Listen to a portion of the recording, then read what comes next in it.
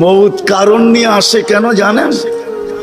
মালাকুল মৌত আল্লাহকে প্রশ্ন করছিলেন, দায়িত্ব তো দিছেন, পুরা করতে হবে, কোনো দ্বিমত নাই। কিন্তু মনে ভাবে মানুষ সারাদিন আমার নামের চর্চা করবে, খালি বলবে এই লোকটার কোনো কাজ নাই, শুধু সারাদিন গাজীপুরে ঘুরতে থাকে, যাকে মনে চায় তাকে উঠায় নিতে থাকে, সারাদিন আমার আলোচনা করবে, মানুষের মুখে মুখে থাকবে। তো আল্লাহ প্রতি উত্তরে বলছিলেন, সাআজআলু লিল মাউতি সাবাবা, আমরা মৃত্যুর কারণ বানায় দিব। ইয়াযকুরু সাবাব ওয়া ইয়ানসাক, মানুষ কারণ নিয়ে আলোচনা করবে, তোমার নাম ভুলেও নিবে না। এখন নাম নিতেছে ডেঙ্গু, কয়েকদিন আগে নাম নিছে করোনা, কখনো নাম নেয় স্ট্রোক করছে, কখনো নাম নেয় এটা সেটা, ঠিক না? হ্যাঁ, আরেকটা কারণও আছে।